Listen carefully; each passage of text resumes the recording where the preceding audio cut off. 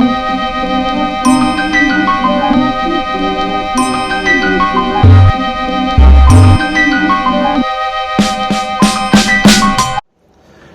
Guys, welcome back to the channel. तो आज इस वीडियो में हम लोग रिलेटिव वेलोसिटी पढ़ने जा रहे हैं। इससे पहले हमने इस चैप्टर के सारे टॉपिक्स कवर कर दिए। बाकी आपको 11th-12th की पीसीएम से रिलेटेड सभी मटेरियल्स चैनल पर मिल जाएगा, आप जाके चेकआउट कर सकते हैं। तो आज हम रिलेटिव वेलोसिटी पढ़ने जा रहे हैं कि रिलेटिव वेलोसिटी होता क्या है।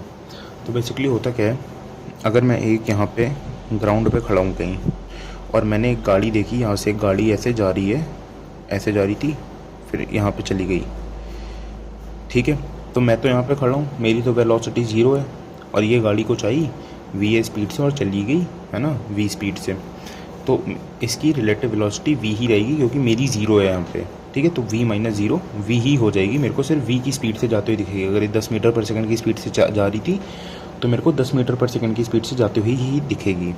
अब मान लीजिए मैं भी एक गाड़ी में बैठा हूँ, ठीक है, गाड़ी ले ली भाई ने। अब एक गाड़ी में मैं बैठा हूँ और थोड़ी देर बाद मेरी गाड़ी यहाँ चली जाती है।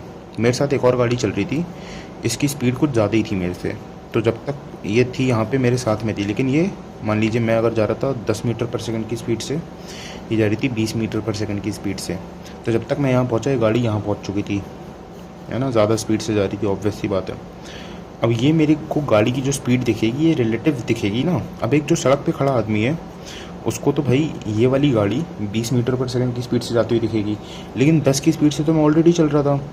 तो ये आदमी तो यहीं रहेगा जब ये यहाँ थी और चाहे यहाँ थी, लेकिन मैं पहले यहाँ था फिर मैं यहाँ था, तो मेरी कुछ फ्रेम ऑफ रेफरेंस बदल गया देखने का। तो रिलेटिव वेलोसिटी क्या हो जाएगी मेरी, जिस स्पीड से मैं चल रहा था ना उसको हम माइनस कर देते हैं।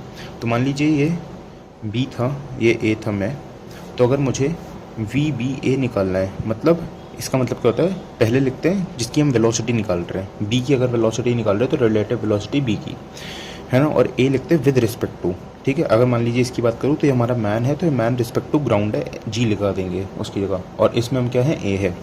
तो इसको क्या कर दें, V B minus V A. तो बी की स्पीड कितनी थी 20 और मेरी थी 10, तो क्या हो जाएगा 10 मीटर पर सेकेंड उसकी रिलेटिव वेलोसिटी है, अगर मैं जब गाड़ी में बैठते हुए देखते हुए चल रहा हूँ, है ना।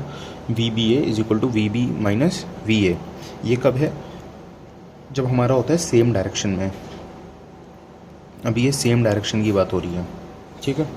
अगर मान लीजिए अपोजिट डायरेक्शन में आ रहा होता मेरे, ठीक है, तो अपोजिट डायरेक्शन में मान लीजिए मैं ऐसे बैठा हूँ, मैं जा रहा हूँ 20 मीटर पर सेकंड की स्पीड से इस बार, और सामने से कोई आ रहा है, मतलब एकदम सामने से नहीं आ रहा है, बगल से निकल जाएगा, पैरेलल रोड्स हैं थोड़ा, है ना, भिड़ेगी नहीं गाड़ी, चिंता मत करो।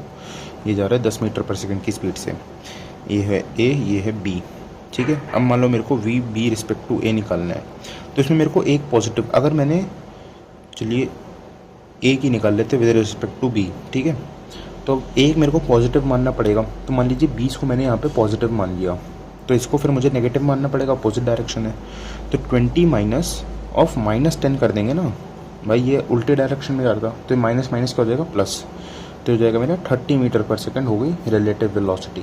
तो जब अपोजिट डायरेक्शन में आ रहा है तो हम माइनस माइनस प्लस हो जाएगा, तो हम डायरेक्ट लिख देते हैं कि अगर मेरे को लिखना हो ना कि वी ए बी, तो मैं डायरेक्ट ऐसे ही लिख दूंगा V A plus V B, ये हमारा फॉर्मूला बन गया, ठीक है, जब अपोजिट डायरेक्शन में होता है हमारा, ठीक है। अब हम एक और बात कर लेते हैं रिलेटिव वेलोसिटी से ही।